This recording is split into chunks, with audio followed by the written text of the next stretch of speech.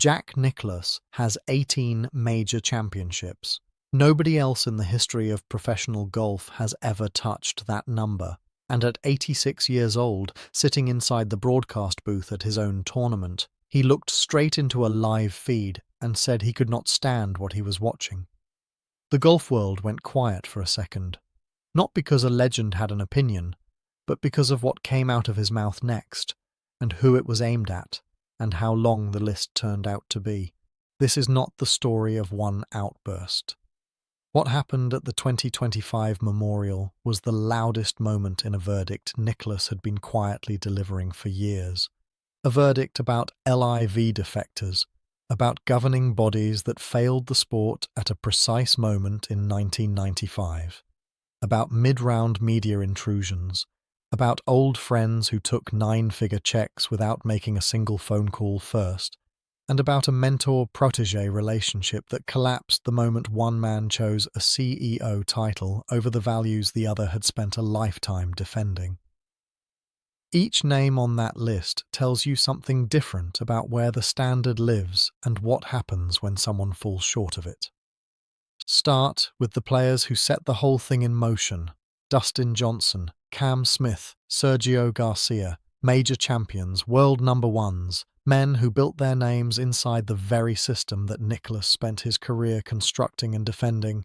And then they signed with LIV Golf, took the guaranteed money, and stepped into a format with no cut whatsoever.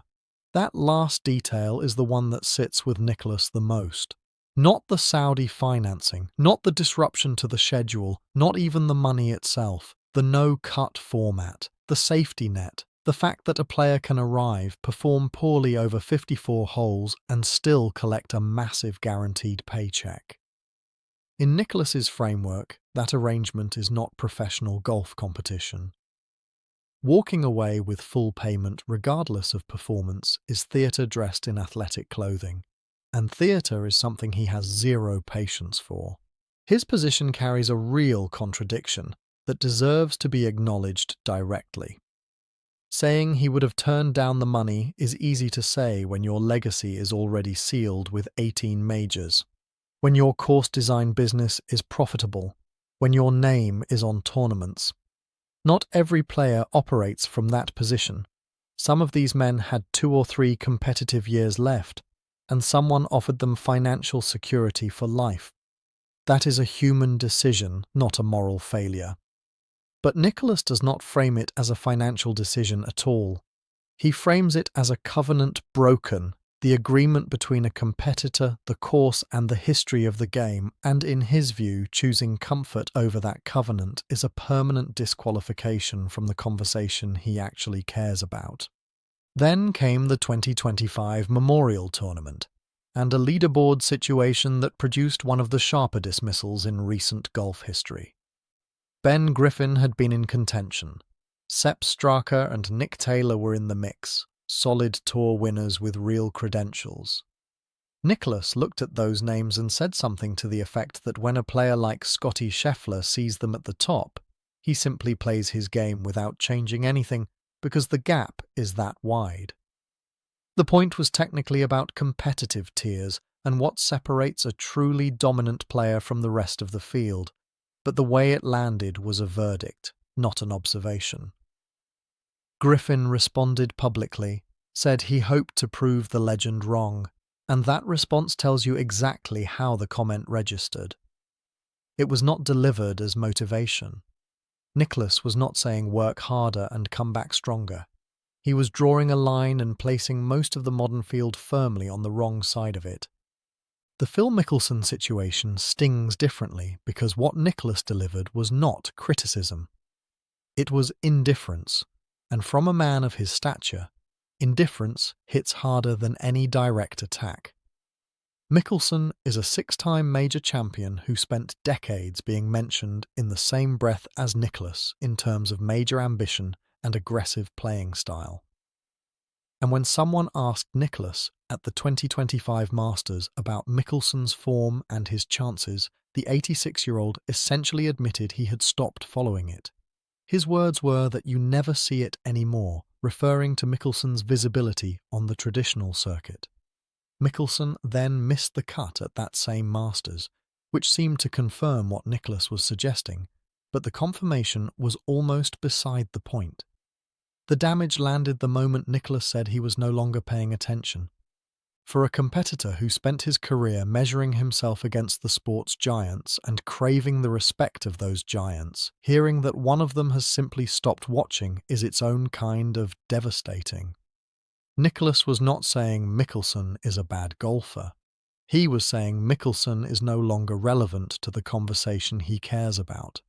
And the conversation Nicklaus cares about happens on traditional stages at major championships inside the established system. Step outside that system and you step outside his field of vision entirely. That might be the most extreme competitive value system the sport has ever seen operating openly, and depending on where you stand, it reads as either ironclad integrity or something uncomfortably close to institutional gatekeeping. The Greg Norman chapter is the one that goes deepest, because this was personal, and because the thing that broke Nicklaus was not the job itself. Norman became the CEO of Eliv Golf without making a single call first. Nicklaus had spent years mentoring him through the near misses at majors, through the psychological battles, through every moment when Norman needed someone to help him carry the weight of being great but not winning when it mattered most. Nicklaus was that person for him. And then the announcement came, and the announcement did the talking, and the phone never rang. To Nicklaus, a man who had invested years of personal time and knowledge into another person's development, that silence was not a disagreement about business strategy. It registered as a betrayal.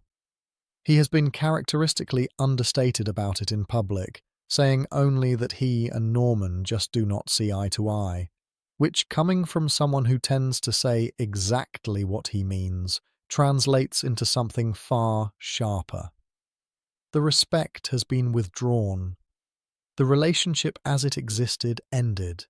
And beyond the personal wound, every week that LEV runs a competing event, Nicklaus watches it damage the prestige of tournaments built on everything he believed in: charitable contribution, invitational excellence, historical tradition, and the knowledge that Norman is running the operation makes the damage feel personal on top of institutional. The governing bodies get a version of this verdict too, and Nicklaus has been delivering it specifically and consistently for years. The year he identifies as the turning point is 1995, when the transition from the wound ball to the composite solid core ball permanently changed the distance equation in professional golf. The old ball produced high spin and limited distance.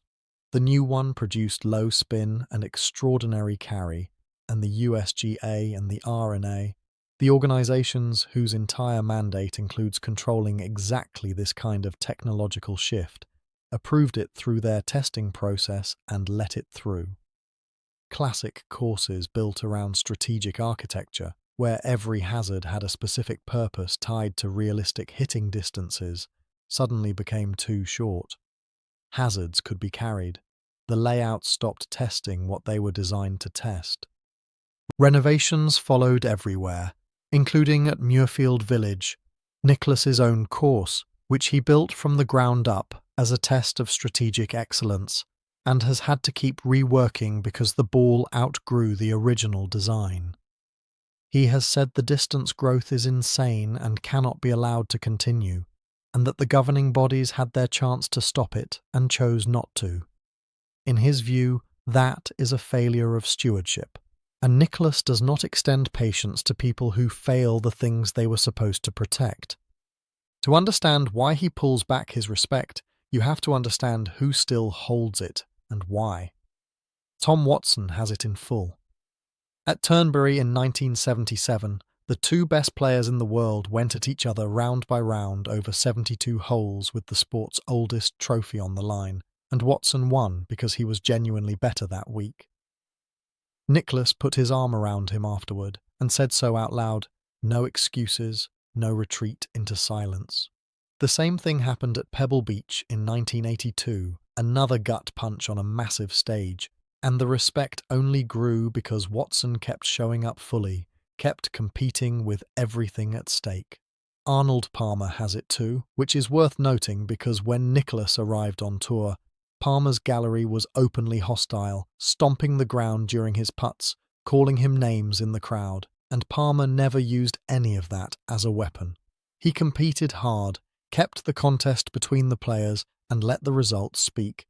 Nicklaus has said he had to fight the army, but never had to fight Arnold, and that distinction meant everything to him. Lee Trevino has it in his own way, including for the rubber snake incident at Merion in 1971, which Nicklaus actually found genuinely funny because the humour came from Trevino's real personality, not from performance designed for a camera. What Nicklaus respected in all three was simple and consistent. They competed on real terms, no safety net, no protective layer between the competitor and the stakes, just the game and whoever was best on that day. And then came the walk and talk moment at the 2025 Memorial that brought everything into focus publicly. Ben Griffin was leading his tournament on a difficult hole when the broadcast team did what broadcast teams do in the modern era. They brought a reporter out for a live mid-round interview. Networks treat this as standard practice now, a way to bring viewers closer to the competitive experience in real time. Nicklaus was watching and his response was immediate and unfiltered. He said he could not stand it, said it takes the player's mind completely off what he is doing, and then reached for the reference point that carries the most weight he knows. Ben Hogan. He invoked Hogan as the gold standard for competitive focus, the man who treated every shot in a 72-hole tournament as a sacred obligation, and said that if anyone had tried to interview Hogan mid-round, Hogan would have responded physically. The colourful phrasing was not a literal call for violence. It was an expression of contempt for anything that pulls the competitive thread during a round, and the walk and talk format is precisely that kind of pull. The contradiction in his position is real and has to be named. Nicklaus spent part of his career actively helping bring golf to a television audience, working with media, embracing the broadcast platform because he understood the sport needed viewers to survive, and now, when that relationship has evolved into something more immediate and interactive, he draws a hard line and says it has gone too far. Griffin's response was gracious, saying he hoped to prove the legend wrong, and that response actually reveals the generational divide underneath all of it. Griffin was not bothered by the interview. A player who grew up with this kind of access sees mid-round engagement as a normal part of the professional package, not a disruption. That gap between a generation that defines professionalism as total isolation and a generation that sees engagement as part of the role is the real fault line, and no one is finding a middle ground on it. The Rory-McIlroy situation puts one more dimension on all of this. Before the 2025 Masters, Nicklaus sat down with Rory for a private lunch and walked him through hole-by-hole strategy at Augusta National, sharing the specific hard-won championship knowledge of one of the most demanding courses in the world. Rory went out and won that Masters, completing the career Grand Slam in one of the great moments in modern professional golf. And then he skipped the Memorial. Nicklaus said he was surprised, acknowledged subtle disappointment, and said the thing that bothered him most was that he did not receive a personal explanation before the news went public. Not an apology, not a commitment for next year, just a phone call. The same basic communication Nicklaus extended to the sport throughout his entire career. Rory did not make that call, and Nicklaus noticed, the way he notices everything, quietly and permanently. None of what Nicklaus dislikes is going to stop because he dislikes it. LIV will keep operating. Walk and talk interviews will keep happening.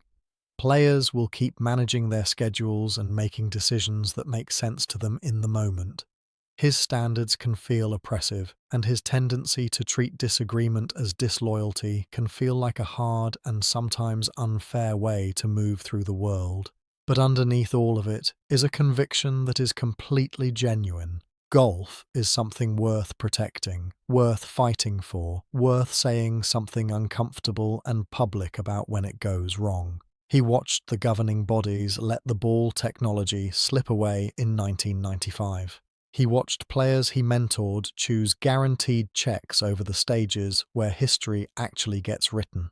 He watched the broadcast relationship evolve from a tool for growing the sport into something that now intrudes on the act of competing itself. And at 86, with nothing left to prove and nothing left to protect except the standard itself, he says so directly, without cushioning, without apology, without the diplomatic restraint of someone who still needs anything from anyone. Every generation of professional golf needs at least one person who holds that line out loud. Jack Nicklaus is still that person.